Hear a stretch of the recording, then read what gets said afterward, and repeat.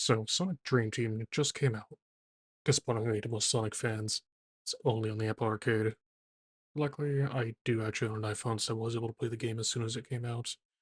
And you best believe I downloaded it and played it at the moment it came out, even though I had to wake up for work the next day. And just to mention, I did play the entire game on a controller instead of using the touchscreen, because that would have been more painful than it only being on Apple. Now, before we actually start, Sonic Dream Team is a really short game. Technically, the game only has about 16 levels, 4 of these being boss stages, so you only get about 12 normal stages to play. Now, each of those normal levels do allow 7 variations on the same level that you get to play and beat, with some of those only becoming available after you unlock each of the character types.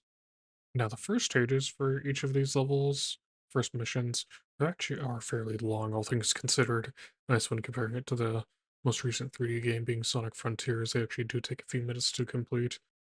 So you're not gonna beat the level in like 20 seconds, like some of the speedrun levels or speedrunning levels in Sonic Frontiers. These actually do take some time to complete. Now, the first mission for each level are your typical Sonic levels where you are trying to get to the end of the level as fast as you can, with with some other variations for when you're doing the other missions, like trying to find 3 keys around the map, finding 6 crystals around the map, or where you try and speed through the level and have to go through rings to extend your time and beat the level within a certain time limit. Since the missions are only variations of the same level, with pretty much none of them being entirely built specifically for each of the character types, being these speed, flight, and gliding characters, all these characters need to, again, for the most part, play the same, because they all get the boost ability, the homing attack, but they each all have their own sort of movement ability. Like the speed characters, they get the light speed dash. The gliding characters, being Knuckles and Rouge, get the gliding ability from the previous games, and Tails and Cream get the ability to fly short distances. And depending on the level you're playing, you're actually able to switch characters mid-level, unlike in Sonic Heroes 20 years ago when you could switch while moving. This game makes you slow down to complete a halt and then bring up a separate menu to do so. Now, I may have missed the hitbox thing when you first do it, but I had to figure out how to do that myself on the game branch. Randomly introduces a stage where you need to switch off of Sonic to complete the level. Everyone does feel pretty smooth to play, with what I think is better movement than what we just had in Sonic Frontiers, although Knuckles still can't turn on a dime and still takes time to turn.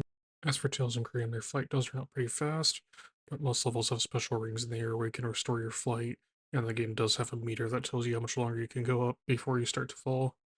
Also, you do fall very slowly when your flight does run out, so being over a pit is an immediate death sentence.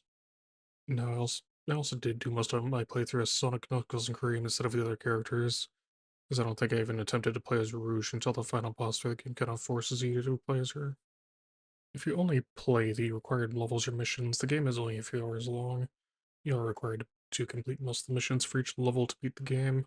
And to beat the game, I beat every mission in the first 3 worlds while only playing the first missions in the last world. Well, that could have been slightly lower if I grabbed all the red rings in the first missions, since they do grant you another point towards unlocking more levels. But I also do need to talk about the bosses. They are fairly creative bosses, at least in their designs. The first boss is a crab that's also just an inflatable pool toy, I guess. And I also think it's a pretty novel idea, and it was very funny to see for the first time. And a third boss, I don't even know how to describe it, but after you damage it, it does this move where it snaps its fingers, and it, like, moves the stage. While it's really not all that dangerous, that move specifically, it is a pretty cool moment to see. And not really spoiler, but the final boss is probably is Eggman. It is most powerful one.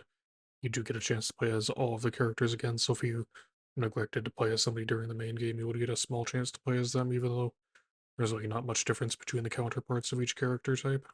But before getting to scoring the game, again, the game is only on the Apple Arcade, unfortunately, which is only $7 after a free trial. I definitely think this is a game any Sonic or platformer fan should play since it is fairly cheap and doesn't require that much of a time investment.